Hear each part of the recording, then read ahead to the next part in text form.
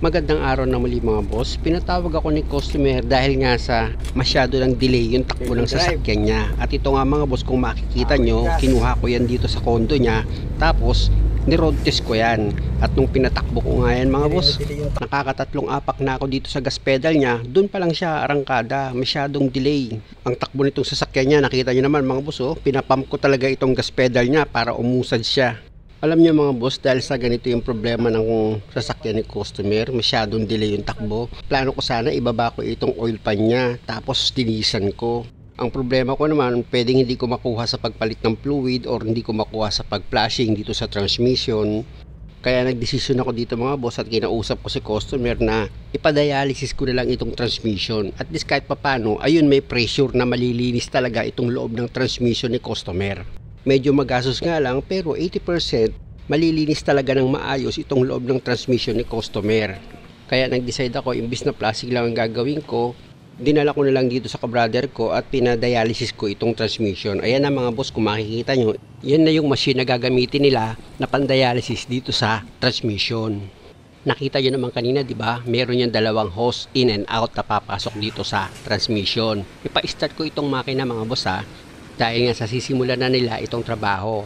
Ito na nga mga boss, habang hinihigop yung dating laman na fluid dito sa transmission, nagsasalin naman sila ng panibagong fluid para pumasok dito sa transmission dahil ayun ang gagamitin nilang panlinis. At kung makikita nyo, itong bagong nilagay na langis mga boss or itong fluid, nagpapaikot-ikot lang yan dito sa transmission. At syempre naman, kasama dito sa machine. Siya nga pala mga boss, first time ko rin magpa-dialysis ng transmission. Actually, matagal ko na itong nababalitaan, itong dialysis dito sa transmission. Meron nga nagsabi na okay naman siya, meron naman nagsabi na medyo mahal daw. Pero hindi naman mahal, tama lang yung presyo. Para sa akin, depende na siguro sa langis na gagamitin mo. Ito naman lumang modelo. Kaya ang ginamit ko lang dito is yung Dextron 3. Dahil sabi nga ni customer sa akin, yan din daw ang ginagamit niyang oil, Dextron 3. Kung makikita nyo mga boss, nagsalin ulit sila ng panibagong fluid. Ayan na mga boss yung pangalawang beses nilang paglinis dito sa transmission. After nila matanggal yung unang nilagay nilang langis sa panlinis dito sa transmission, ayan na ngayon yung pangalawang beses mga boss. Bale sa ginawang dialysis dito sa transmission mga boss, kumonsume ako dyan ng 4 na litrong langis or fluid. Asan ba dyan yung ano niya ito? Ito yung bago. Pag pinasok mo dito, dadaan yan. Pagka ngayon yan, pagpahigop yan. O pagkapatay na ganyan, ayan, umiikot siya. Siya nga pala mga boss, yung sinasabi kong fluid kasi may magtatanong na naman sa akin kung anong fluid. Baka isipin nyo naman, brake fluid na naman ATF yan mga boss.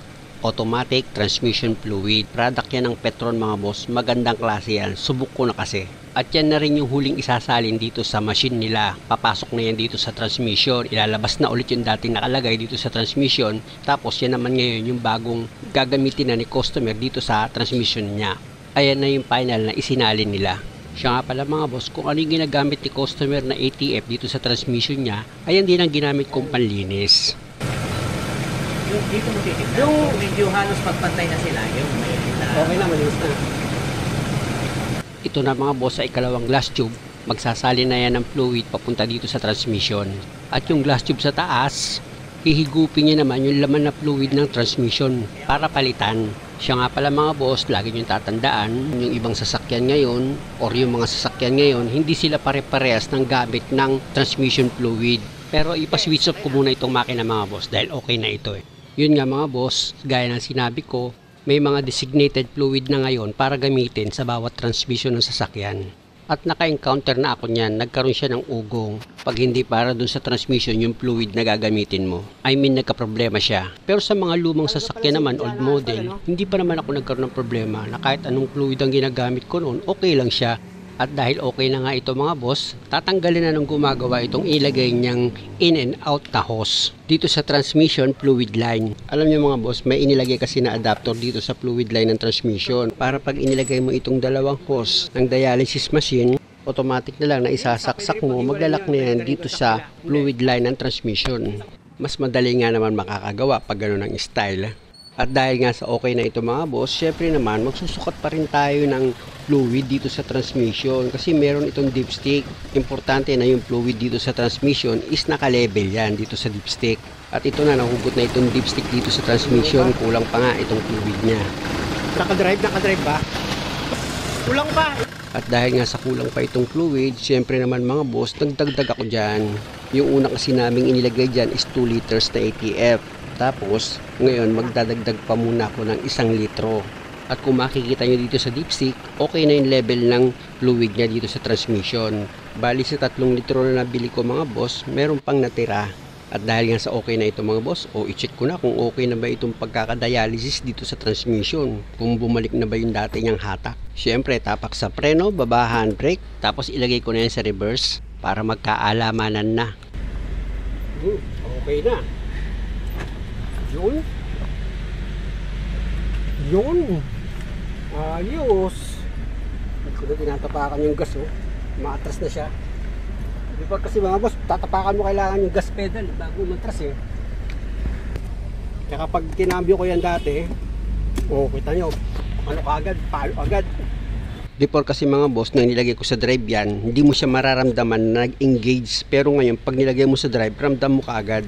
Lilipat ako ng ibang lifter mga boss. Nakikita yung lifter na yan mga boss, mataas yan. Pabababain ko yung sasakyan na yan mga boss. Pero pakikiusapan ko yan, syempre naman. At pag hindi siya pumayag, syempre naman, uulitin ko. Pakiusapan ko siya ulit para matesting ko itong sasakyan kung okay na ba siya. Kaya lang mga boss, pagbaba ko pala ng sasakyan, binuhat niya na agad yung sasakyan niya, umalis agad. Pwede nga. Ito mga boss, isasampa ko na sa lifter itong sasakyan ni customer. Tingnan nyo, malakas na siya humila. Hindi katulad kanina, bago ko pa ipadialysis, medyo hirap talaga siya humila or humatak. Pero ngayon mga boss, tignan nyo, mataas yung lifter na yan, di ba? Pero kayang-kaya niya nang akyatin. Salamat sa Destol! At dahil nga sa okay na itong sasakyan, babalik ko na ito sa kondo ng customer. At syempre naman, susubukan ko uli yung hatak nito kung okay na ba talaga siya. Sa ngayon kasi mga boss, ito pag tinatapak ako yung gas pedal niya, is normal na siya. Isang tapak mo lang, uusad na itong sasakyan. Before kasi nakakatatlong pampa ako sa gas pedal bago siya umusad talaga At dahil sa nandito na ako sa depot mga boss, kaunting-kaunti na lang, dito na ako sa kondo ng customer. Alam nyo mga boss, proud ako sa mga customer ko. Mababait sila. Kahit doktor, abogado, businessman, mababait sila.